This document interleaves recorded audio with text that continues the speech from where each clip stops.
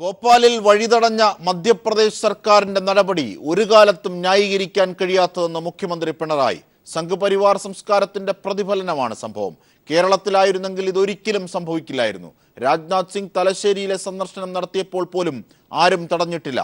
മാപ്പ് പറഞ്ഞതുകൊണ്ട് മാത്രം തീരുന്ന പ്രശ്നമല്ല ഇത് എന്നും മുഖ്യമന്ത്രി പറഞ്ഞു. ഇത് ഒരു തരത്തിലും ന്യായീകരിക്കാൻ പറ്റാത്തൊരു നടപടിയാണല്ലോ. ഇത് ഏതെങ്കിലും ഒരു പ്രശ്നത്തിൻ്റെ മേലെ ഒരു പ്രതിഷേധം പെട്ടെന്ന് ഉയർന്നു വരുന്നത് നമുക്കെല്ലാവർക്കും മനസ്സിലാക്കാൻ പറ്റും. ഇതൊന്നുമില്ലാതെ സംഘടിപ്പിച്ചൊരു കാര്യമാണ്. ഭോപ്പാലിൽ കണ്ടത് RSSന്റെ സംസ്കാരമാണെന്നും പിണറായി പറഞ്ഞു. RSSന് കൂട്ടുനിൽക്കുന്ന സമീപനമാണ് മധ്യപ്രദേശ് സർക്കാരും പോലീസും സ്വീകരിച്ചത്. അത് RSSന്റെ ഒരു നിലയാണ്. അതാണ് ഞാൻ പറഞ്ഞത്, സംസ്കാരങ്ങൾ തമ്മിലുള്ള വ്യത്യാസം മനസ്സിലാക്കണം എന്നുള്ളത്. വലിയ സംഘർഷം നിലനിന്നിരുന്ന സമയത്താണ് കേന്ദ്രമന്ത്രിയും BJP നേതാവുമായ രാജ്നാഥ് സിംഗ് കണ്ണൂരിൽ വന്നത്. അന്ന് സംസ്ഥാന സർക്കാരും പോലീസും എല്ലാ സഹായങ്ങളും ഒരുക്കിയത് പിണറായി ഓർമ്മിപ്പിച്ചു. എന്നാൽ നമ്മൾ ഈ കേരളത്തിലെ കാര്യങ്ങളൊന്ന് ആലോചിച്ച് നോക്കി. ഇവിടെ ഏറ്റവും വലിയ സംഘർഷം നിലനിൽക്കുന്ന സമയത്തായിരുന്നു കണ്ണൂരിൽ തലശ്ശേരിയിൽ രാജ്നാഥ് സിംഗ് വന്നത്. നിങ്ങൾ ചില ഗ്രാമങ്ങളെ പാർട്ടി ഗ്രാമെന്ന് മുദ്രകുത്താറുണ്ടല്ലോ, ആ പാർട്ടി ഗ്രാമത്തിലേക്കായിരുന്നു അദ്ദേഹം പോയത്. ഒരു പ്രശ്നം ഉണ്ടായില്ല. ഒരു സംസ്ഥാനത്തെ അപമാനിക്കുന്ന നടപടിയാണ് ഉണ്ടായതെന്നും മാപ്പ് പറഞ്ഞിട്ട് കാര്യമില്ലെന്നും മുഖ്യമന്ത്രി പറഞ്ഞു. News bureau, Kochi. AIADMK നേതൃത്വം ശശികലയെ ഏറ്റെടുക്കുന്നതിനെതിരെ പ്രതിഷേധം ശക്തമാകുന്നു. ജയലളിതയുടെ സഹോദരപുത്രി ദീപയാണ് പ്രതിഷേധവുമായി രംഗത്തെത്തിയത്. ജയലളിതയുടെ യഥാർത്ഥ പിൻഗാമി താനാണെന്നും ദീപ അവകാശപ്പെട്ടു. ശശികല നേതൃത്വം ഏറ്റെടുക്കുന്നത് ജനാധിപത്യ വിരുദ്ധമാണെന്നും ദീപ പറഞ്ഞു. ഒരു ദേശീയ മാധ്യമത്തിന് നൽകിയ അഭിമുഖത്തിലാണ് ജയലളിതയുടെ ഏക സഹോദരന്റെ പുത്രിയായ ദീപ ജയകുമാർ DMK നേതൃസ്ഥാനം ശശികല ഏറ്റെടുക്കുന്നതിനെതിരെ ശക്തമായി രംഗത്തെത്തിയത്. പാർട്ടി നേതൃത്വം ഏറ്റെടുക്കാനുള്ള ശശികലയുടെ തീരുമാനം ജനാധിപത്യ വിരുദ്ധമാണെന്ന് ദീപ ആരോപിച്ചു. അധികാരം പിടിച്ചെടുക്കാനുള്ള ശശികലയുടെ ശ്രമങ്ങളെ ജനങ്ങൾ പ്രോത്സാഹിപ്പിക്കില്ല. പാർട്ടിയെ ആര് നയിക്കണമെന്ന് ജനങ്ങൾ തീരുമാനിക്കട്ടെ എന്ന് പറഞ്ഞ ദീപ ജയലളിതയുടെ രാഷ്ട്രീയ പിൻഗാമിയാകാൻ ഒരുക്കമാണെന്നും വ്യക്തമാക്കി. ജനങ്ങൾ ആവശ്യപ്പെട്ടാൽ രാഷ്ട്രീയത്തിലിറങ്ങാൻ തയ്യാറാണെന്നും ദീപ പറഞ്ഞു. DMK ദീപയുടെ നിലപാടിനെ തള്ളിക്കളഞ്ഞെങ്കിലും പാർട്ടിക്കുള്ളിലെ അസ്വാരസ്യങ്ങൾ ഇതോടെ കൂടുതൽ സങ്കീർണമായി. 27 വർഷമായി ജയലളിത അലങ്കരിച്ചിരുന്ന പാർട്ടി ജനറൽ സെക്രട്ടറി പദവിയിലേക്ക് ശശികല വരുന്നതിനെതിരെ പാർട്ടിക്കുള്ളിലെ ഒരു പ്രബല വിഭാഗം നേതാക്കളും പ്രവർത്തകരും എതിരാണ്. കഴിഞ്ഞ ദിവസം പോയസ് ഗാർഡന് മുന്നിൽ ഇതിനെതിരെ പരസ്യ പ്രതിഷേധവും നടന്നിരുന്നു. നിലവിൽ ഒരു വിഭാഗം പ്രവർത്തകരുടെ പിന്തുണ മാത്രമേ ഇവർക്കുള്ളൂവെങ്കിലും വരും ദിവസങ്ങളിൽ DMKയിലെ അസംതൃപ്തരും ശശികലയുടെ വരവിനെ എതിർക്കുന്നവരും ദീപയ്ക്ക് പിന്തുണ പ്രഖ്യാപിക്കുമോ എന്നാണ് രാഷ്ട്രീയ ലോകം വരും ദിവസങ്ങളിൽ ഉറ്റുനോക്കുന്നത്. News desk. KSRTCക്ക് ഇനി പണം നൽകാനാകില്ലെന്ന് തോമസ് ഐസക്. കർമ്മ പദ്ധതി KSRTC തന്നെ തയ്യാറാക്കണമെന്നും തോമസ് ഐസക് പറഞ്ഞു. KSRTC അതീവ ഗുരുതരമായൊരു പ്രതിസന്ധി നേരിട്ടുകൊണ്ടിരിക്കുകയാണ്. കഴിഞ്ഞ 5 വർഷമായിട്ട് ഈ പ്രതിസന്ധി നേരിടുന്നതിന് ചെയ്തുകൊണ്ടിരിക്കുന്ന ഓരോ മാസവും നഷ്ടം വരുന്നത് കടം മേടിക്കുക എന്നുള്ളത്. അങ്ങനെ കഴിഞ്ഞ UDF സർക്കാർ അധികാരത്തിൽ വരുമ്പോൾ 1400 രൂപയായിരുന്ന കടം ഇന്നിപ്പോൾ 4000 കോടി രൂപയ്ക്ക് അടുത്ത് വന്നിരിക്കുകയാണ്. ഇത് ഇങ്ങനെ തുടരാൻ കഴിയില്ല. കടം മേടിക്കലൊരു പ്രതിവിധിയല്ല. തൽക്കാലം ഇപ്പോൾ നിവൃത്തിയുള്ളൂ. പക്ഷേ എത്രയും പെട്ടെന്ന് KSRTC ലാഭവും നഷ്ടവും ഇല്ലാതെ പ്രവർത്തിക്കുന്നതിന് ഒരു കർമ്മ പദ്ധതി തയ്യാറാക്കിയേ തീരും, ഒരു പാക്കേജ് തയ്യാറാക്കിയേ തീരും. അപ്പോൾ അതിനുള്ള പ്രവർത്തനങ്ങൾ മാനേജ്മെൻറ്റ് മുൻകൈ എടുക്കേണ്ടതുണ്ട്. KSRTCയെ സർക്കാർ കൈയൊഴിയില്ലെന്ന് ഗതാഗത വകുപ്പ് മന്ത്രി AK ശശീന്ദ്രൻ. ധനമന്ത്രിയുടെ നിലപാട് നിഷേധാത്മകമല്ലെന്നും മന്ത്രി കോഴിക്കോട് പറഞ്ഞു.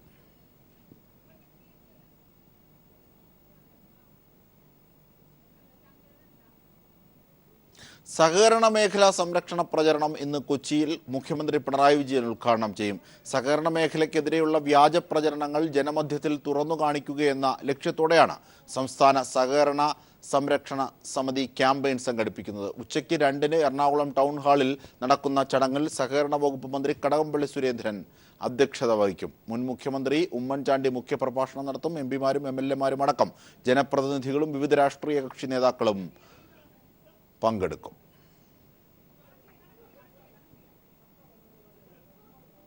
GST യോഗം ദില്ലിയിൽ. സേവന നികുതി പിരിക്കുന്ന കാര്യത്തിൽ കേന്ദ്രവും സംസ്ഥാനങ്ങളും തമ്മിലുള്ള തർക്കം പരിഹരിക്കാൻ യോഗത്തിൽ ശ്രമമുണ്ടാകും. 1.5 കോടിയിൽ താഴെ വരുമാനമുള്ളവരുടെ നികുതി പിരിക്കാൻ സംസ്ഥാനങ്ങളെ അനുവദിക്കണമെന്നാണ് കേരളത്തിൻ്റെ ആവശ്യം. ഗുജറാത്ത് ഉൾപ്പെടെയുള്ള സംസ്ഥാനങ്ങൾ കേരളത്തിൻ്റെ നിർദ്ദേശത്തെ പിന്തുണയ്ക്കുകയാണ്. ഞങ്ങളുടെ പ്രതിനിധി മനു ശങ്കരൻ ചേരുന്നു. മനു, ഒരുപക്ഷേ നിരവധി തവണയായി ഇത്തരത്തിൽ തർക്കം മൂലം യോഗം തുടരുകയാണ് ചെയ്തത്. ഇന്ന് എന്തൊക്കെയാണ് കേരളത്തിൻ്റെ നിലപാട്? കേരളത്തിന് ഏതൊക്കെ സംസ്ഥാനങ്ങളാണ് പിന്തുണ നൽകുന്നത്? ഒപ്പം മറ്റു വിശദാംശങ്ങൾ കൂടി. അജിംഷാദ്, എന്തായാലും ഇന്ന് GST യോഗം ദില്ലിയിൽ ചേരുമ്പോൾ പ്രധാനമായും സേവന നികുതി പിരിക്കുന്ന കാര്യത്തിൽ കേന്ദ്രവും സംസ്ഥാനങ്ങളും തമ്മിലുള്ള തർക്കം പരിഹരിക്കുക എന്നതാണ് പ്രധാന ലക്ഷ്യം. അതേസമയം കേരളം നേരത്തെ തന്നെ മുന്നോട്ട് വച്ചിരുന്ന നിലപാട് 1.5 കോടിയിൽ താഴെ വരുമാനമുള്ളവരുടെ നികുതി പിരിക്കാൻ സംസ്ഥാനങ്ങളെ അനുവദിക്കണമെന്നാണ് ആവശ്യപ്പെട്ടിരുന്നത്. ഇതിന് ഗുജറാത്ത് ഉൾപ്പെടെയുള്ള ചില സംസ്ഥാനങ്ങൾ പിന്തുണ നൽകുകയും ചെയ്തിരുന്നു. ഈ നിലപാട് ഇന്നും ആവർത്തിക്കുമെന്ന് തന്നെയാണ് ധനമന്ത്രി തോമസ് ഐസക് ദില്ലിയിൽ വ്യക്തമാക്കിയത്. അതിനാൽ തന്നെ ഈ സംസ്ഥാനങ്ങളും കേന്ദ്രവും തമ്മിൽ ഈ നികുതി പിരിക്കുന്ന കാര്യത്തിൽ ഒരു സമവായത്തിലെത്തുന്നത് സംബന്ധിച്ചുള്ള ഇന്നത്തെ ചർച്ചയിലും ഒരു സംയമനത്തിലേക്ക് കാര്യങ്ങൾ പോകുമോ എന്നത് വരും മണിക്കൂറുകളിൽ കണ്ടറിയേണ്ടതാണ്. ഡിസംബർ 16 അവസാനിക്കുന്ന പാർലമെന്റിന്റെ ശൈത്യകാല സമ്മേളനത്തിന് മുൻപോടായി മാതൃകാ GST ബിൽ ഉൾപ്പെടെ ഉള്ള ബില്ലുകൾ പാസാക്കുകയാണ് കേന്ദ്രത്തിന്റെ ലക്ഷ്യം. ഈ നോട്ട് അസാധുവെക്കലിനെ തുടർന്ന് നിലപാട് ഘടിപ്പിച്ച സംസ്ഥാനങ്ങളെ അനുനയിപ്പിക്കാനും കേന്ദ്രത്തിനായിട്ടില്ല. ഈ ഒരു സാഹചര്യത്തിലാണ് 1.5 കോടിക്ക് താഴെയുള്ള വിനിമയങ്ങൾക്ക് സേവന നികുതി പിരിക്കാനുള്ള അവകാശം സംസ്ഥാനങ്ങൾക്ക് വേണമെന്ന് കേരളം ഉൾപ്പെടെയുള്ള സംസ്ഥാനങ്ങൾ ആവശ്യപ്പെട്ടിരുന്നത്. എന്നാൽ ഈ സംസ്ഥാനങ്ങളുടെ ആവശ്യം കേന്ദ്രം ഇതുവരെ അംഗീകരിച്ചിട്ടില്ല. തീരുമാനമെടുക്കാതെ ബില്ലുകൾക്ക് കൗൺസിലിന്റെ അംഗീകാരം നൽകില്ലെന്ന് കേരളം, ബംഗാൾ, ഉത്തർപ്രദേശ് തുടങ്ങിയ സംസ്ഥാനങ്ങൾ ഉറച്ച നിലപാടെടുത്തിരുന്നു. ഈ ഒരു സാഹചര്യത്തിൽ ഇന്നത്തെ യോഗത്തിലും തർക്ക വിഷയങ്ങളിൽ തീരുമാനമായില്ലെങ്കിൽ അടുത്ത വർഷം ഏപ്രിൽ 1 മുതൽ GST നടപ്പാക്കാനാകില്ല. ഇക്കാര്യം ധനമന്ത്രി തോമസ് ഐസക്കും മാധ്യമങ്ങൾ മുമ്പാകെ വ്യക്തമാക്കുകയുണ്ടായി. ഇന്ന് ഉച്ചയ്ക്ക് ശേഷം 3 മണിക്കാണ് യോഗം ആരംഭിക്കുക. അജിംഷൻ. ശരി മനു ശങ്കരനാണ് വിവരങ്ങൾ നൽകിയത്. കൊച്ചി മെട്രോ അവലോകന യോഗം ഇന്ന് കൊച്ചിയിൽ ചേരും. മുഖ്യമന്ത്രി പിണറായി വിജയന്റെ സാന്നിധ്യത്തിലാണ് യോഗം. മെട്രോ കാക്കനാട്ടേക്ക് നീട്ടുന്നത് സംബന്ധിച്ചും ഇതുവരെയുള്ള നിർമ്മാണ പുരോഗതിയും യോഗം വിലയിരുത്തും. യോഗത്തിൽ മെട്രോ പദ്ധതി നടത്തിപ്പിൽ കുടുംബശ്രീയെ പങ്കാളിയാക്കുന്നതിനുള്ള ധാരണാപത്രം ഒപ്പുവെക്കും. ടിക്കറ്റിംഗ്, കസ്റ്റമർ റിലേഷൻസ്, ക്യാൻറ്റീൻ നടത്തിപ്പ് എന്നിവ കുടുംബശ്രീയെ ഏൽപ്പിക്കാനാണ് തീരുമാനം. മന്ത്രി KT Jaleel, E Sreedharan, KMRL, DMRC ഉന്നത ഉദ്യോഗസ്ഥർ തുടങ്ങിയവരും പങ്കെടുക്കും. 21ാമത് രാജ്യാന്തര ചലച്ചിത്രമേളയുടെ 3ാം ദിനമാണിന്ന്. ഇന്ന് 63 ചിത്രങ്ങളാണ് പ്രേക്ഷകരുടെ മുന്നിലേക്ക് എത്തുക. വിവരങ്ങളുമായി ഇപ്പോൾ ഷീജ ചേരുന്നു. ഷീജ, ഇന്നത്തെ വിഭവങ്ങൾ, ദൃശ്യവിഭവങ്ങൾ എന്തൊക്കെ? മറ്റു വിശദാംശങ്ങൾ കൂടി. അജിംഷാദ്, മേളയുടെ 3ാം ദിനത്തിലും ഏറ്റവും ശ്രദ്ധേയം എന്ന് പറയുന്നത് ജനപങ്കാളിത്തം തന്നെയാണ്. ഈ മേളയുടെ ആദ്യ 2 ദിവസത്തെയും പോലെ തന്നെ ഇന്നും വലിയ ജനപങ്കാളിത്തം തന്നെയാണ് മേളയ്ക്ക് ലഭിച്ചുകൊണ്ടിരിക്കുന്നത്. അതുകൊണ്ട് തന്നെ 13 തിയേറ്ററുകളിലും നിറസദസ്സുകളിൽ തന്നെയാണ് സിനിമകളുടെ പ്രദർശനവും പുരോഗമിച്ചുകൊണ്ടിരിക്കുന്നത്. ഇന്ന് രാവിലെ പ്രദർശിപ്പിച്ചവയിൽ ഏക പ്രേക്ഷക ശ്രദ്ധയും ഏറെ പ്രശംസയും പിടിച്ചുപറ്റിയത് പാബ്ലോ നെരൂദയെക്കുറിച്ചുള്ള നെരൂദ എന്ന സിനിമയായിരുന്നു. ഈ സിനിമയ്ക്ക് മികച്ച ഒരു അഭിപ്രായം തന്നെയാണ് ഇന്നിപ്പോൾ ലഭിച്ചിരിക്കുന്നത്. രാവിലെ പ്രദർശിപ്പിച്ചവരിൽ ഈ ചിത്രം തന്നെയാണ്, ലോക സിനിമാ വിഭാഗത്തിൽ പ്രദർശിപ്പിച്ച നെരൂദ തന്നെയാണ് മികച്ചത് എന്നത് തന്നെയാണ് ഇന്നിപ്പോൾ ആദ്യം എടുത്തു പറയേണ്ടത്. അടുത്തതായി പറയേണ്ടത് മത്സര വിഭാഗ ചിത്രങ്ങളുടെ കാര്യം എടുക്കുകയാണെങ്കിൽ മലയാളികൾക്ക് ഇന്ന് അഭിമാനിക്കാവുന്ന ദിവസമാണ്. പ്രത്യേകിച്ചും മലയാളത്തിൽ നിന്നും വിധു വിൻസെന്റിന്റെ മാൻഹോൾ ആണ് ഇപ്പോൾ പ്രധാന വേദിയായ ടാഗോറിൽ പ്രദർശിപ്പിച്ചുകൊണ്ടിരിക്കുന്നത്. ഇതും നിറഞ്ഞ സദസ്സിൽ തന്നെയാണ് പ്രദർശിപ്പിക്കുന്നത്. അതോടൊപ്പം തന്നെ ഇതിന്റെ ഒരു പ്രത്യേകത എന്ന് പറയുന്നത് മത്സര വിഭാഗത്തിൽ മലയാളത്തിൽ നിന്നും ഒരു സ്ത്രീ സംവിധായികയുടെ ചിത്രം പ്രദർശിപ്പിക്കുന്നു എന്നുള്ളത് തന്നെ മേളയിൽ ഇത് ചരിത്രത്തിൽ തന്നെ ആദ്യമാണ്. മാൻഹോൾ വൃത്തിയാക്കുന്ന ജീവിതങ്ങളുടെ കഥയാണ് ഈ ചിത്രം പ്രധാനമായും പറയുന്നത്. മറ്റൊന്ന്, ഇന്നത്തെ മറ്റൊരു പ്രധാന ആകർഷണം എന്ന് പറയുന്നത് മേളയുടെ തന്നെ താരമായിട്ടുള്ള കിം കിഡുക്കിന്റെ ചിത്രം ഇന്ന് പ്രദർശനത്തിനെത്തും എന്നുള്ളത് തന്നെയാണ്. വൈകിട്ട് 6 മണിക്ക് നിശാഗന്ധിയിലായിരിക്കും ഈ സിനിമയുടെ ആദ്യ പ്രദർശനം നടക്കുക. നമുക്കറിയാം, കിം കിഡുക്ക് ചിത്രങ്ങൾക്ക് വലിയ പ്രിയം തന്നെയാണ് മേളയിലുള്ളത്. ഈ ചിത്രത്തിന് വേണ്ടിയിട്ട് വലിയ തിരക്ക് അനുഭവപ്പെടും എന്നുള്ളത് കൊണ്ട് തന്നെയാണ് നെറ്റിന്റെ ആദ്യ പ്രദർശനം നിശാഗന്ധിയിൽ ഒരുക്കിയിട്ടുള്ളത്. ഇവിടെ 3000-ഓളം പേർക്ക് ഇരുന്ന് സിനിമ കാണാൻ സാധിക്കുന്നതായിരിക്കും. ഏതായാലും ഇന്ന് മേളയുടെ 3ാം ദിനത്തിലും വൻ ജനപങ്കാളിത്തം കൊണ്ട് ശ്രദ്ധേയമാവുകയാണ് ഒരുപിടി നല്ല സിനിമകളും. ഷീജയാണ് വിവരങ്ങൾ നൽകിയത്. രാജ്യാന്തര ചലച്ചിത്രമേളയ്ക്ക് ഹരം പകർന്ന നാടൻ കലാമേള. രശ്മി സതീഷിന്റെ രസാബ് ബാൻഡ് അവതരിപ്പിച്ച നാടൻ പാട്ടുകളോടെയാണ് നാടൻ കലാമേളയ്ക്ക് അരങ്ങുണർന്നത്.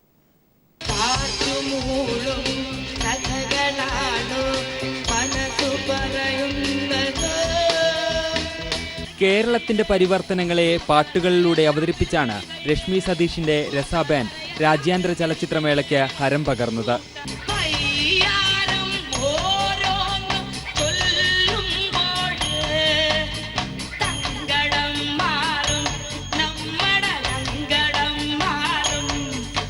ഭൂപരിഷ്കരണം, ആഗോളവൽക്കരണം തുടങ്ങി കേരളത്തിന്റെ കാലഗതിയെ സ്വാധീനിച്ച മാറ്റങ്ങളെ സൂചിപ്പിക്കുന്നതായിരുന്നു പാട്ടുകൾ.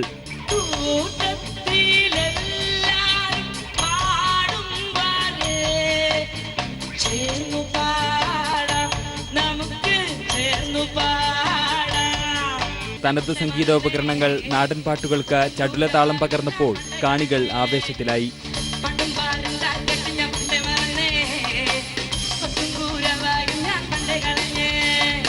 വജ്രകേരളം ആഘോഷങ്ങളുടെ ഭാഗമായാണ് IFFKയുടെ പ്രധാന വേദിയായ ടാഗോർ തിയേറ്ററിൽ നാടൻ കലാമേള അരങ്ങേറുന്നത്. News bureau, Thiruvananthapuram.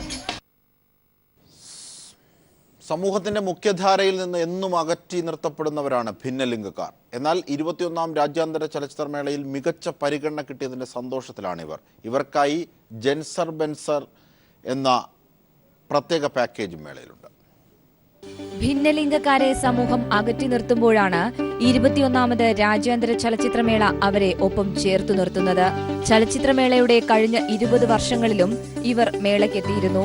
എന്നാൽ അത് അവരുടെ സ്വന്തം വ്യക്തിത്വം മറച്ചുവെച്ചായിരുന്നു. പക്ഷേ ഇത്തവണ അവർ തീർത്തും സന്തോഷത്തിലാണ്. സമൂഹത്തിൽ തഴയപ്പെട്ടതിന്റെ വേദനയിൽ നിന്നും കരകയറിയതിന്റെ ഒരുപാട് സന്തോഷമാണ്. ഈ ഒരു ഇവിടെ നിൽക്കുമ്പോൾ സന്തോഷത്തെക്കാൾ ഉപരി ഒരു ട്രാൻസ്ജെൻഡർ ആയതിൽ IFFKന്റെ ഭാഗമാകാൻ സാധിച്ചതിൽ ഐ എം വെരി പ്രൗഡ്. ഇപ്പം നമ്മളെല്ലാവരും അംഗീകരിക്കുന്നുണ്ട്, അതാണ് ഫീല്. ഞാൻ വളരെയധികം ഹാപ്പിയാണ്. ഞാൻ ഫസ്റ്റ് ടൈമാണ് IFFKക്ക് വരുന്നത്. എൻ്റെ ഈ ട്രാൻസ്ജെൻഡർ ഐഡന്റിറ്റി വെളിപ്പെടുത്തിക്കൊണ്ട് ഞാൻ വരുന്നത് ഫസ്റ്റ് ടൈമാണ്. വളരെയധികം ഹാപ്പിയാണ്. 21ാമത് ചലച്ചിത്രമേളയുടെ പ്രമേയങ്ങളിൽ ഒന്നാണ് ലിംഗസമത്വം. അത് ഇതിനോടകം തന്നെ മേളയ്ക്ക് രാജ്യാന്തര പ്രശംസയും നേടിക്കൊടുത്തു. ഭിന്നലിംഗക്കാരെ കേന്ദ്രീകരിച്ച് ജെൻഡർ ബെൻഡർ എന്ന വിഭാഗവും മേളയുടെ അംഗീകാരം ഇരട്ടിയാക്കി. ആക്ടിവിസ്റ്റ് കൂടിയായ ശീതൽ ശ്യാം, ഈ ഒരു സ്വീകാര്യത കിട്ടുക എന്ന് പറയുന്നത് തന്നെ വലിയ കാര്യമാണ്. കാരണം കഴിഞ്ഞ 20 വർഷം വരെ സ്ത്രീകളെയും പുരുഷന്മാരെയും കണ്ടിരുന്ന ചലച്ചിത്രാസ്വാദകർക്ക്, പ്രത്യേകിച്ച് കേരളത്തിൽ ട്രാൻസ്ജെൻഡേഴ്സിനെയും കാണുക, മറ്റു വൈവിധ്യങ്ങളെയൊക്കെ കാണുക എന്ന് പറയുന്നത് 21ാമത് മേളയുടെ ഒരു പ്രത്യേകത കൂടിയാണ്. ജെൻഡർ ബെൻഡർ വിഭാഗത്തിൽ 6 ചിത്രങ്ങളാണ് മേളയിൽ പ്രദർശനത്തിലുള്ളത്. അങ്ങനെ എന്നും സമൂഹത്തിന്റെ പരിഹാസ്യത്തിന് പാത്രമായവർ ലോകക്കാഴ്ചകൾ ഒഴുകിയെത്തിയിടത്ത് അംഗീകരിക്കപ്പെടുന്നു. രാജ്യത്തെ ഏതൊരു പൗരനെയും പോലെ. ക്യാമറ പേഴ്സൺ ഷാജിലയ്ക്കൊപ്പം ഷീജ. മറ്റു വാർത്തകളിലേക്ക്. തുർക്കിയിലെ ഇസ്താംബൂളിൽ ഫുട്ബോൾ സ്റ്റേഡിയത്തിലുണ്ടായ ഭീകരാക്രമണത്തിൽ 29 പേർ കൊല്ലപ്പെട്ടു. 166 പേർക്കോളം പരിക്കേറ്റിട്ടുണ്ട്. ഇസ്താംബൂളിലെ ബെസിക്ടാസ് ഫുട്ബോൾ ടീമിന്റെ ഹോം ഗ്രൗണ്ടായ മൈതാനത്തിന് സമീപത്താണ് ഭീകരാക്രമണം നടന്നത്. മൈതാനത്തിന്റെ സുരക്ഷയ്ക്കായി നിന്നിരുന്ന പോലീസുകാർക്ക് നേരെയായിരുന്നു ആക്രമണം. കാർ ബോംബ് സ്ഫോടനവും ചാവേർ ആക്രമണവും നടന്നതായും ഇതിന് പിന്നാലെ വെടിവയ്പും നടന്നതായി ദൃക്സാക്ഷികൾ പറയുന്നു. അതേസമയം ആക്രമണത്തിന്റെ ഉത്തരവാദിത്വം ഇതുവരെ ആരും ഏറ്റെടുത്തിട്ടില്ല.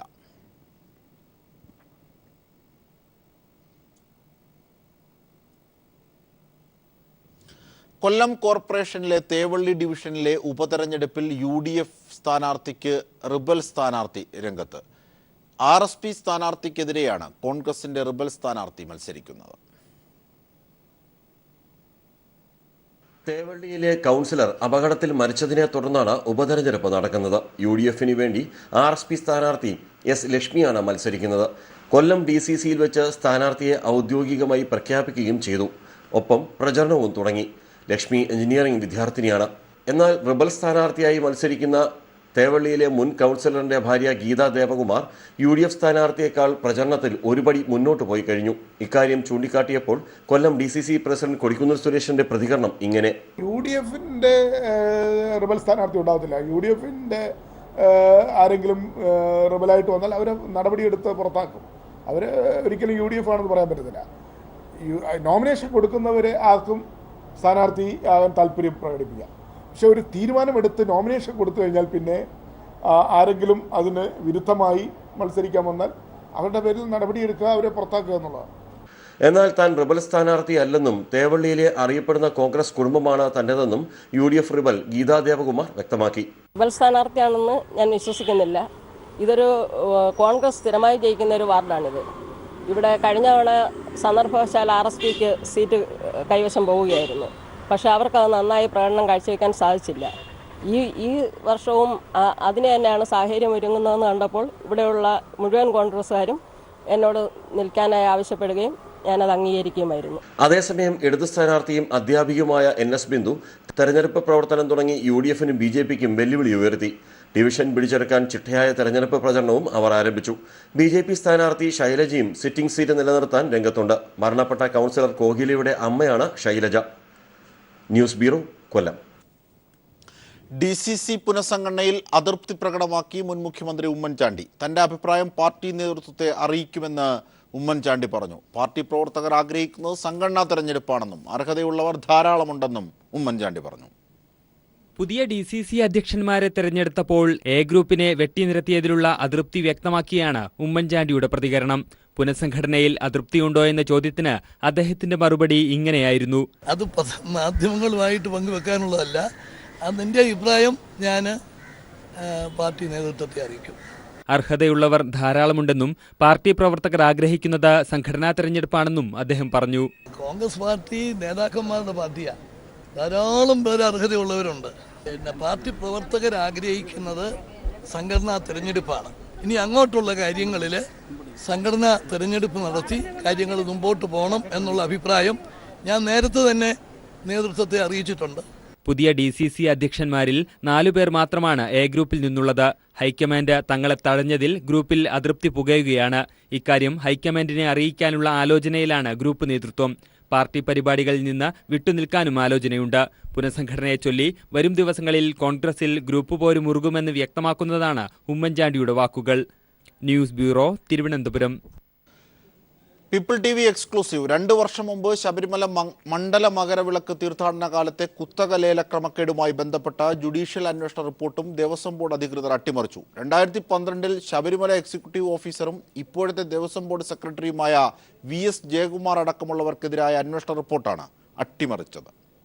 2012 മണ്ഡല മകരവിളക്കുത്സവകാലത്ത് നടന്ന കുത്തക ലേലവുമായി ബന്ധപ്പെട്ട കോടികളുടെ അഴിമതി നടന്നുവെന്നും കുറ്റക്കാർക്കെതിരെ കർശന നടപടി കൈക്കൊള്ളണമെന്നും ചൂണ്ടിക്കാണിച്ച റിട്ടയർഡ് സെഷൻസ് ജഡ്ജി പ്രേമചന്ദ്രൻ സമർപ്പിച്ച റിപ്പോർട്ടാണ് ദേവസ്വം ബോർഡ് അധികൃതരും മുൻ UDF സർക്കാരും മുക്കിയത്. സുമംഗലി കല്യാണ മണ്ഡപത്തിൽ 2012 ശബരിമല എക്സിക്യൂട്ടീവ് ഓഫീസറായിരുന്ന ജയകുമാറിന്റെ നേതൃത്വത്തിൽ നടത്തിയ കുത്തക ലേലത്തിൽ തിരുവിതാംകൂർ ദേവസ്വം ബോർഡിന് 3,84,57,413 രൂപയുടെ നഷ്ടം സംഭവിച്ചതായി അന്വേഷണത്തിൽ കണ്ടെത്തിയിരുന്നു. 2011 24 ഇനങ്ങളുടെ കുത്തകലേലത്തിൽ 9,79,15,785 രൂപ ബോർഡിന് ലഭിച്ചുവെങ്കിൽ 2012 ആയപ്പോൾ കരാർ തുക 5,94,58,372 രൂപയായി കുറഞ്ഞുവെന്നും ജുഡീഷ്യൽ അന്വേഷണത്തിൽ കണ്ടെത്തി. തുടർന്ന് 3.5 കോടിയിലേറെ രൂപയുടെ അഴിമതിക്ക് ഉത്തരവാദികളായവർക്കെതിരെ കർശന നടപടി വേണമെന്ന് കാണിച്ച് ശുപാർശ ചെയ്ത റിപ്പോർട്ടിൽ പക്ഷേ നടപടി മാത്രമുണ്ടായില്ല. മുൻ ദേവസ്വം മന്ത്രി VS ശിവകുമാറിന്റെ സഹോദരനായ ജയകുമാറിനെതിരെ ശബരിമല എക്സിക്യൂട്ടീവ് ഓഫീസറായിരിക്കെ നിരവധി അഴിമതി ആരോപണം ഉയർന്നിരുന്നെങ്കിലും മന്ത്രി സഹോദരൻ എന്ന പരിഗണനയിൽ ഒന്നും അന്വേഷിക്കാൻ UDF സർക്കാർ തയ്യാറായുമില്ല. അതിനിടെ ദേവസ്വം സെക്രട്ടറിക്കെതിരെ വിജിലൻസിന്റെ ത്വരിതാന്വേഷണ റിപ്പോർട്ട് 4 മാസം കഴിഞ്ഞിട്ടും സമർപ്പിക്കാത്തത് പിന്നിലും കോൺഗ്രസ് നേതൃത്വമാണെന്ന ആക്ഷേപം ഉയർന്നിട്ടുണ്ട്. ദേവസ്വം വിജിലൻസ് മുൻ SP ഗോപാലകൃഷ്ണപിള്ളയാണ് ജയകുമാറിനെതിരായ അഴിമതി ആരോപണം സംബന്ധിച്ച് അന്വേഷിച്ച് റിപ്പോർട്ട് നൽകിയത്. ഇതിലാണ് ത്വരിതാന്വേഷണം നടക്കുന്നതും. മണ്ഡല മകരവിളക്കുത്സവവുമായി ബന്ധപ്പെട്ട ശബരിമലയിലേക്ക് പാത്രങ്ങൾ വാങ്ങിയ സംഭവത്തിൽ നിലവിലെ ദേവസ്വം സെക്രട്ടറിക്കെതിരെ അച്ചടക്ക നടപടി കൈക്കൊള്ളാനുള്ള റിപ്പോർട്ടും ബോർഡ് ഉന്നതർ ചേർന്ന് പൂഴ്ത്തിവെച്ചു. വിജേഷ് നടുവിൽ, സന്നിധാനം. തൃശൂർ ചെറുവത്തേരിയിലെ ആസിഡ് മാലിന്യ പ്രശ്നം സർക്കാരിന്റെ ശ്രദ്ധയിൽപ്പെടുത്തുമെന്ന് ഭരണപരിഷ്കാര കമ്മീഷൻ ചെയർമാൻ VS അച്യുതാനന്ദൻ. കിണറുകളിൽ അമ്ല സാന്നിധ്യം ഭീതിജനകമാണെന്നും സ്വർണ്ണാഭരണ നിർമ്മാണശാലയുടെ പ്രവർത്തന ചട്ടങ്ങൾ മറികടന്നുള്ളതാണെന്നും VS അച്യുതാനന്ദൻ ആരോപിച്ചു. 600ഓളം കിണറുകളിൽ വിഷമയം നിറയ്ക്കുന്ന കമ്പനിക്കെതിരെ നാട്ടുകാർ നടത്തുന്ന പ്രക്ഷോഭത്തിൽ ആണ് VS അച്യുതാനന്ദൻ പങ്കെടുത്തത്. ആസിഡ് മാലിന്യങ്ങൾ പുറന്തള്ളുന്ന ചെറുവത്തേരിയിലെ സ്വകാര്യ സ്വർണ്ണാഭരണ നിർമ്മാണശാലയ്ക്കെതിരെ പ്രദേശവാസികൾ വർഷങ്ങളായി സമരത്തിലാണ്. നാട്ടുകാരും മനുഷ്യാവകാശ പ്രവർത്തകരും നടത്തിവന്ന പ്രതിഷേധത്തിലാണ് ഭരണപരിഷ്കാര കമ്മീഷൻ ചെയർമാൻ VS അച്യുതാനന്ദൻ എത്തിയത്. വീടുകളിലെ കിണർവെള്ളം പരിശോധിച്ച് പരാതിയുടെ നിജസ്ഥിതി ഉറപ്പുവരുത്തിയ VS മലിനീകരണം ഭീതിജനകമെന്ന് സാക്ഷ്യപ്പെടുത്തി. കിണറുകളിലെ വെള്ളം ആസിഡായി മാറുന്ന അത്രയും ഗുരുതരമായ ജലമലിനീകരണത്തിന്റെ തോത് കുടിവെള്ളം വില കൊടുത്തു വാങ്ങാൻ പ്രദേശവാസികളെ നിർബന്ധിതരാക്കുന്നു. 10 സർക്കാർ ഏജൻസികൾ പ്രദേശത്തെ അമ്ലസാന്നിധ്യം സ്ഥിരീകരിച്ചിട്ടുണ്ടെന്നും മലിനീകരണ നിയന്ത്രണ ബോർഡിന്റെ നിർദ്ദേശങ്ങൾ മറികടന്നാണ് സ്ഥാപനത്തിന്റെ പ്രവർത്തനമെന്നും VS പറഞ്ഞു. തലസ്ഥിതി സംബന്ധിച്ച വിവരങ്ങൾ സർക്കാരിന് ബോധ്യപ്പെടുത്തി പ്രശ്നപരിഹാരത്തിനായി ശ്രമിക്കുമെന്നും ഉറപ്പു നൽകിയാണ് VS മടങ്ങിയത്. ഈ പ്രശ്നത്തിന്റെ ഗൗരവാവസ്ഥ സർക്കാരിന്റെ ശ്രദ്ധയിൽ പെടുത്തുകയും പരിഹാരത്തിനായി യത്നിക്കുകയും ചെയ്യുമെന്ന് ഞാൻ നിങ്ങൾക്ക് ഉറപ്പ് നൽകുന്നു. News bureau, Thrissur. കാസർഗോഡ് CPCRIയിൽ ശതാബ്ദി ആഘോഷത്തിന്റെ ഭാഗമായുള്ള 3 നാൾ നീളുന്ന കിസാൻ മേളയ്ക്ക് ആവേശകരമായ തുടക്കം. കേന്ദ്ര കൃഷിമന്ത്രി രാധാമോഹൻ സിംഗ് മേള ഉദ്ഘാടനം ചെയ്തു. അന്തർദേശീയ നാളികേര സെമിനാറും കാർഷിക ഉൽപ്പന്നങ്ങളുടെ പ്രദർശനവും 18 സംസ്ഥാനങ്ങളിൽ നിന്നുള്ള കർഷകർ പങ്കെടുക്കുന്ന കിസാൻ മേളയുടെ ഭാഗമായി സംഘടിപ്പിച്ചിട്ടുണ്ട്. Indian Council of Agriculture and റിസർച്ചിന്റെ കീഴിൽ 1916 കാസർഗോട്ട് പ്രവർത്തനം ആരംഭിച്ച കേന്ദ്ര തോട്ടവിള ഗവേഷണ കേന്ദ്രത്തിന്റെ ശതാബ്ദി ആഘോഷത്തിന്റെ ഭാഗമായാണ് 18 സംസ്ഥാനങ്ങളിൽ നിന്നുള്ള കർഷകർ പങ്കെടുക്കുന്ന കിസാൻ മേള സംഘടിപ്പിച്ചിട്ടുള്ളത്. അന്തർദേശീയ നാളികേര സെമിനാറും കാർഷിക വിളകളുടെയും ഉൽപ്പന്നങ്ങളുടെയും പ്രദർശനവും കിസാൻ മേളയുടെ ഭാഗമായി നടക്കുന്നുണ്ട്. കേന്ദ്ര കൃഷിമന്ത്രി രാധാമോഹൻ സിംഗ് മേള ഉദ്ഘാടനം ചെയ്തു. ഉൽപാദനം വർദ്ധിപ്പിച്ചും കാർഷിക വിളകളുടെ മൂല്യാധിഷ്ഠിത ഉൽപ്പന്നങ്ങളുടെ ഉൽപാദനത്തിലൂടെയും മാത്രമേ കാർഷിക മേഖലയിലെ പ്രതിസന്ധിക്ക് ശാശ്വത പരിഹാരം സാധ്യമാകുകയുള്ളൂവെന്ന് കേന്ദ്രമന്ത്രി രാധാമോഹൻ സിംഗ് പറഞ്ഞു. देखिए, समर्थन मूल्य आमदनी बढ़ाने में एक सप्लीमेंट्री असिस्टेंट, लेकिन आमदनी बढ़ाने के लिए उत्पादन बढ़ाना, लागत कम करना, वैल्यू एडिशन, अच्छा मार्केटिंग और खेती सिर्फ अनाज का नहीं, फलों की खेती, फूलों की खेती, सब्जी की खेती, मछली, डेयरी. आपके इलाके में तो सिंचाई की व्यवस्था शायद है. കർണാടകയിൽ കേന്ദ്ര സർക്കാർ സഹായിച്ചതുപോലെ അടയ്ക്കയ്ക്ക് കേരളത്തിലും താങ്ങുവില പ്രഖ്യാപിക്കണമെന്ന് ചടങ്ങിൽ അധ്യക്ഷനായിരുന്ന പി കരുണാകരൻ MP ആവശ്യപ്പെട്ടു. That the Honorable Minister has introduced the support price to the Arakanat farmers, that is rupees 250 and 270 in Karnataka. So I request our Honorable Minister to extend this benefit to the state of Kerala. സംസ്ഥാന revenue മന്ത്രി E Chandrasekharan, Uttara Kanara MP Ananthkumar Hegde, NA Nellikunnu MLA, ICAR director general Trilochan Mohapatra, CPCRI director doctor Chowdappa തുടങ്ങിയവർ സംസാരിച്ചു. ശതാബ്ദി സോവനീറും നാളികേരം എന്ന പുസ്തകവും കേന്ദ്രമന്ത്രി ചടങ്ങിൽ പ്രകാശനം ചെയ്തു. കിസാൻ മേള നാളെ സമാപിക്കും. News bureau, Kasaragod. തൃശൂരിൽ നടക്കുന്ന അന്താരാഷ്ട്ര നിർമ്മാണ തൊഴിലാളി ഫെഡറേഷൻ നേതൃസമ്മേളനത്തിന് 2ാം ദിനമായ ഇന്ന് തെക്കേ ഗോപുരനടയിൽ തൊഴിലാളി റാലി നടക്കും. തുടർന്നുള്ള പൊതുസമ്മേളനം മുഖ്യമന്ത്രി പിണറായി വിജയൻ ഉദ്ഘാടനം ചെയ്യും. രാവിലെ നടക്കുന്ന അന്താരാഷ്ട്ര നിർവാഹക സമിതി യോഗം CITU അഖിലേന്ത്യാ സെക്രട്ടറി തപൻ സെൻ MP ഉദ്ഘാടനം ചെയ്യും. 88 രാഷ്ട്രങ്ങളിൽ നിന്നുള്ള തൊഴിലാളി നേതാക്കളാണ് ഇന്ത്യയിൽ ആദ്യമായി നടക്കുന്ന നേതൃസമ്മേളനത്തിൽ പങ്കെടുക്കുന്നത്. സ്വതന്ത്ര സംഗീത സംവിധായികയായി ചലച്ചിത്ര പിന്നണി ഗായിക ജ്യോത്സ്നയുടെ ഏറ്റവും പുതിയ മ്യൂസിക്കൽ വീഡിയോ ആൽബമായ ഇനി വരുമോയുടെ ലോഞ്ചിങ് കൊച്ചിയിൽ നടന്നു. വിനീത് ശ്രീനിവാസനാണ് ആൽബം പുറത്തിറക്കിയത്. ആൽബത്തിന്റെ സംഗീതം നിർവഹിച്ചിരിക്കുന്നതും ഗാനം ആലപിച്ചിരിക്കുന്നതും അഭിനയിച്ചിരിക്കുന്നതും ജ്യോത്സ്ന തന്നെ. ജ്യോത്സ്ന രാധാകൃഷ്ണൻ ആദ്യമായി സ്വതന്ത്ര സംഗീത സംവിധായികയായി. മനസ്സിലുദിച്ച ആഗ്രഹം, ആശയം മനോഹരമായ പ്രണയഗാനമായി ഒഴുകി.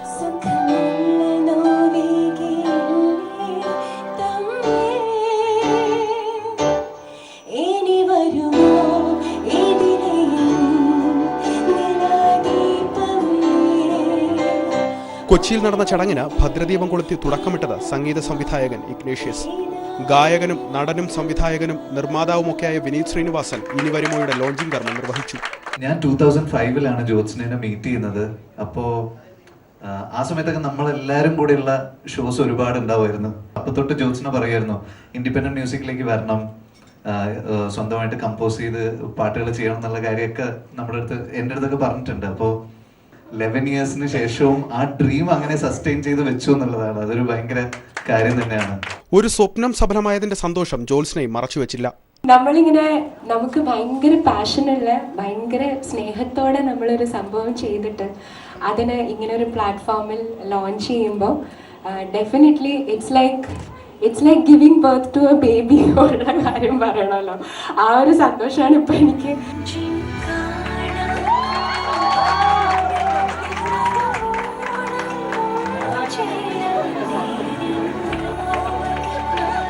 ആൽബത്തിൽ ജ്യോത്സ്നയ്ക്കൊപ്പം ഭർത്താവ് ശ്രീകാന്തും അഭിനയിച്ചിട്ടുണ്ട്. ജോഫി തരകന്റേതാണ് വരികൾ. ആൽബത്തിന്റെ സംവിധാനം നിർവഹിച്ചിരിക്കുന്നത് മധു നാരായണൻ. ഗായകരായ വിജയ് യേശുദാസ്, വിധു പ്രതാപ്, ഗായത്രി, സിത്താര, രഞ്ജിനി ജോസ്, സച്ചിൻ വാര്യർ, ദിവ്യ തുടങ്ങി നിരവധി പ്രമുഖരും ജ്യോത്സ്നയ്ക്ക് ആശംസ നേരാനെത്തി. News bureau, Kochi.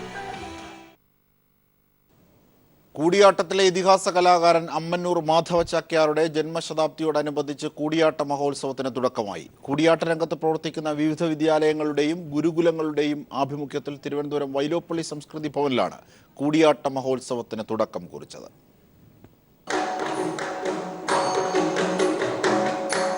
രാമരാവണ യുദ്ധം കാണാനെത്തിയ ആകാശമാർഗികളായ 3 വിദ്യാധരന്മാർ യുദ്ധഭൂമിയുടെ ഭീകരതയും സൗന്ദര്യവും വർണ്ണിക്കുന്ന ശ്ലോക വിവരണത്തോടെയാണ് പ്രഥമ തൃതീയാംഗം എന്ന കൂടിയാട്ടം ആരംഭിച്ചത്.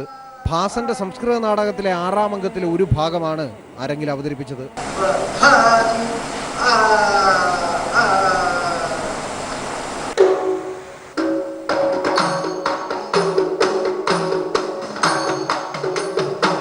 അമ്മന്നൂർ മാധവ ചാക്യാരുടെ പ്രിയ ശിഷ്യന്മാരാണ് ഗുരുവിന്റെ ജന്മശതാബ്ദിയോടനുബന്ധിച്ച് കൂടിയാട്ടം അരങ്ങിലെത്തിച്ച് ഗുരുവന്ദനം നടത്തിയത്.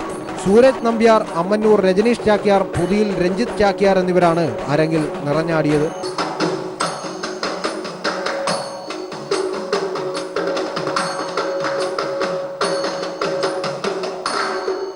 അമ്മന്നൂർ ശൈലിയിൽ ചിട്ടപ്പെടുത്തിയ കൂടിയാട്ടം കാണികൾക്ക് വ്യത്യസ്തമായ ഒരു അനുഭൂതിയാണ് ഉണ്ടാക്കിയത്. ബാലിവധം കൂടിയാട്ടത്തോടെ മഹോത്സവത്തിന് ഇന്ന് തിരശീല വീരും.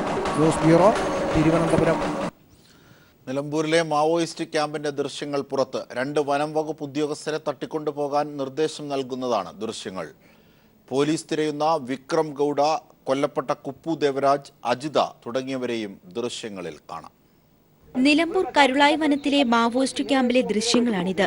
12 പേരുൾപ്പെട്ട ക്യാമ്പിൽ തെലുങ്കും കന്നഡയും ചേർന്ന ഭാഷയിൽ സംസാരിക്കുന്നത് പോലീസ് തിരയുന്ന വിക്രം ഗൌഡ. വെടിവയ്പിൽ കൊല്ലപ്പെട്ട CPI മാവോയിസ്റ്റ് കേന്ദ്ര കമ്മിറ്റി അംഗം കുപ്പു ദേവരാജിനെയും തമിഴ്നാട് സംസ്ഥാന കമ്മിറ്റി അംഗം അജിതയെയും ക്യാമ്പിൽ കാണാം. നിലമ്പൂർ മേഖലയിൽ നിന്നും 2 വനംവകുപ്പ് ഉദ്യോഗസ്ഥരെ തട്ടിക്കൊണ്ടുപോവാൻ പദ്ധതിയിട്ടെന്ന വിവരങ്ങൾ വിക്രം ഗൌഡ ക്യാമ്പിൽ പങ്കുവയ്ക്കുന്നു. ஸ்டார்ட் பண்ணி ஒரு சிறிய அளவில் நாம் நடத்திக்கிறோம். அப்போ இந்த நிகழ்ச்சிக்கு இன்னைக்கு நிறைய பங்களிப்போடு நம்ம தோழர்கள்லாம் கலந்துருக்கிறாங்க. இதில் முக்கியமாக ഇതിനകം കേരളത്തിൽ ആദിവാസി മേഖലകളിൽ നല്ല സ്വാധീനമുണ്ടാക്കാനായെന്ന് അവകാശപ്പെടുന്ന വിക്രം ഗൌഡ പ്രവർത്തന മേഖല കൂടുതൽ വ്യാപിപ്പിക്കാനും ആഹ്വാനം ചെയ്യുന്നു. മുദ്രാവാക്യം വിളിച്ചാണ് ക്യാമ്പ് അവസാനിക്കുന്നത്. உலக சோசியலிச புரட்சியை கம்யூனிஸ்ட் புரட்சி நிறைவேற்றுவோம் நிறைவேற்றுவோம் உலக சோசியலிச புரட்சி கம்யூனிஸ்ட் புரட்சி நிறைவேற்றுவோம் நிறைவேற்றுவோம் இந்தியாவில் புதிய ஜனநாயக புரட்சியை கட்டியமைப்போம் கட்டியமைப்போம். പോലീസ് വെടിവയ്പ്പിന് 3 ആഴ്ച മുൻപ് നടന്നതാണ് ഈ ക്യാമ്പെന്ന് പോലീസ് കരുതുന്നു. കുപ്പു ദേവരാജും സംഘവും ഉപയോഗിച്ചിരുന്ന ലാപ്ടോപ്പിൽ നിന്നാണ് ദൃശ്യങ്ങൾ പോലീസിന് ലഭിച്ചത്. News bureau, Malappuram. മതങ്ങൾക്ക് മുകളിലാണ് മനുഷ്യസ്നേഹമെന്ന മഹത്തായ സന്ദേശമാണ് സന്നിധാനത്തെ വാവരുനട എല്ലാവർക്കും നൽകുന്നത്. 18ാം പടിക്ക് സമീപത്തെ വാവരുനടയിൽ അയ്യപ്പനോളം തന്നെ പ്രാധാന്യം നൽകിയാണ് അയ്യപ്പ ഭക്തർ ദർശനത്തിനായി എത്തുന്നത്. ാണെന്നും മതത്തിന്റെ പേരിലോ ജാതിയുടെ പേരിലോ യാതൊരു വേർതിരിവും പാടില്ലെന്ന സന്ദേശവുമാണ് സന്നിധാനത്തെ വാവരുനട നൽകുന്നത്. സന്നിധാനത്ത് 18ാം പടിക്ക് സമീപമാണ് വാവരുനടയുടെ സ്ഥാനം. ഒരു വേള ശത്രുവായിരുന്ന വാവരെ അയ്യപ്പൻ യുദ്ധത്തിലൂടെ തോൽപ്പിച്ചെന്നും നല്ല പോരാളിയായിരുന്ന വാവരെ അയ്യപ്പൻ സുഹൃത്താക്കിയെന്നുമാണ് ഐതിഹ്യം. ശബരിമലയിൽ തന്റെ സമീപത്ത് ഇരിപ്പിടവും നൽകിയാണ് അയ്യപ്പൻ വാവരെ ആദരിച്ചതും. നിലവിലെ സാഹചര്യത്തിൽ അയ്യപ്പനും വാവരും തമ്മിലുള്ള ബന്ധത്തിന് വലിയ പ്രാധാന്യമാണുള്ളത്.